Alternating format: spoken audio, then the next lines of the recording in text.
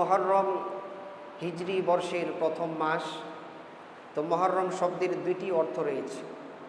মুহররমের একটি অর্থ হচ্ছে নিষিদ্ধ, অর্থাৎ নবী করিম সাল্লাল্লাহু আলাইহি ওয়াসাল্লামের আগমনের পূর্বেই আরবের মধ্যে বিশেষ 4টি মাস অর্থাৎ মুহররম, রজব, জিলকদ এবং জিলহজ, এই 4 মাসকে আরববাসী অনেক সম্মান করত, অনেক ইজ্জত করত। এই ইজ্জত এবং সম্মানের কারণে এই মাসগুলোতে কোনো ধরনের যুদ্ধ বিগ্রহ, মারামারি, কাটাকাটি, হানাহানি এই সব কিছু নিষেধ ছিল। তো ইসলামের প্রাথমিক যুগেও এই নিষেধাজ্ঞা বহাল ছিল যে এই 4 মাসে কোনো ধরনের যুদ্ধ হবে না, কোনো ধরনের মারামারি হবে না। এই 4 মাসের ইজ্জত এবং এই 4 মাস যে নিষিদ্ধ ঘোষণা করা হয়েছে এই আইন বহাল থাকবে।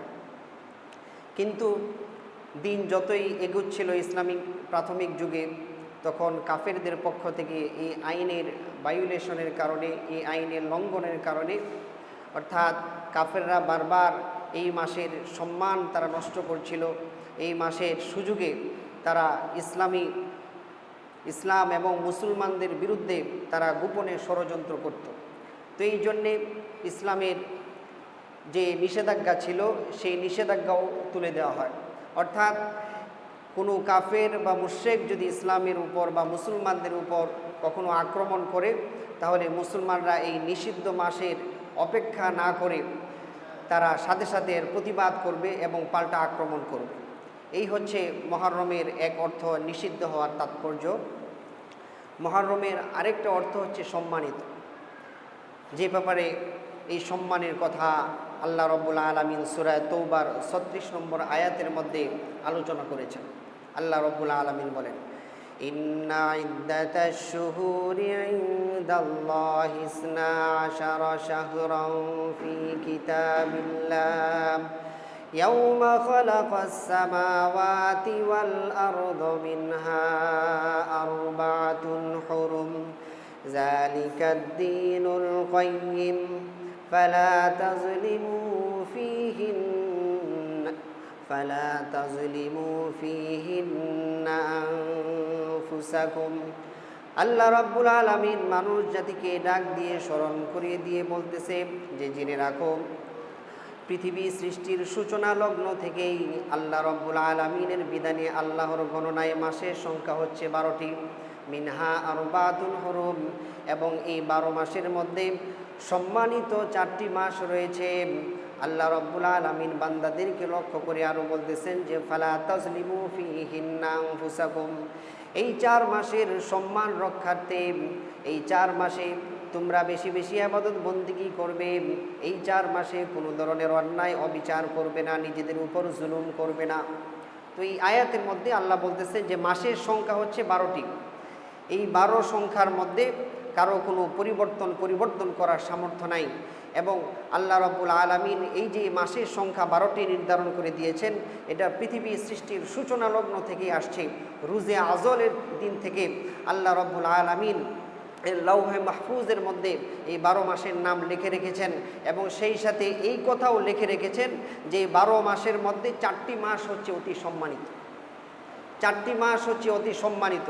এর মধ্যে একটা হচ্ছে মুহররম, রজব, জিলকদ এবং জিলহজ। এই 4 মাস হচ্ছে আল্লাহ রাব্বুল আলামিনের কাছে অত্যন্ত গুরুত্বপূর্ণ এবং অত্যন্ত সম্মানিত মাস।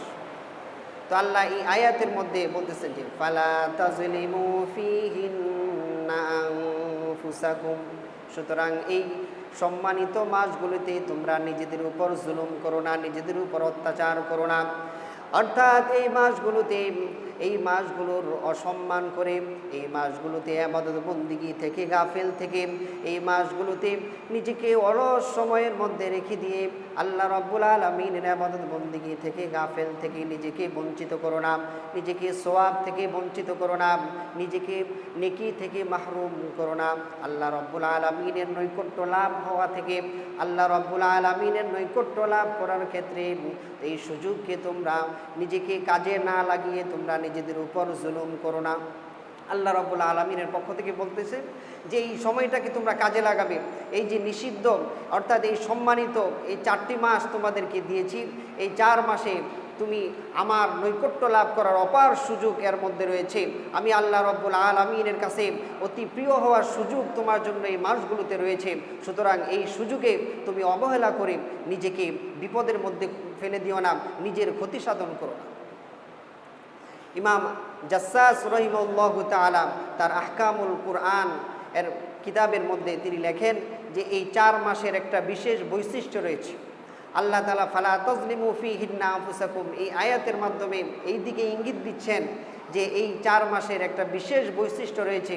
সেই বৈশিষ্ট্য হলো এই মাসগুলোতে যদি কোনো ব্যক্তি ইবাদত বন্দিগি করে তাহলে আল্লাহ রব্বুল আলামিন বাকি মাসগুলোতে আল্লাহ রব্বুল আলামিনের ইবাদত বন্দিগি করার তৌফিক আল্লাহ রব্বুল আলামিন তাকে দিয়ে দিবেন।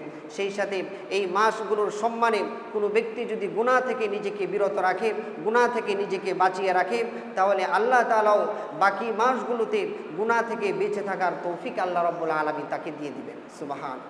তো এই মাসগুলোর ফজিলত এবং গুরুত্ব অত্যাধিক।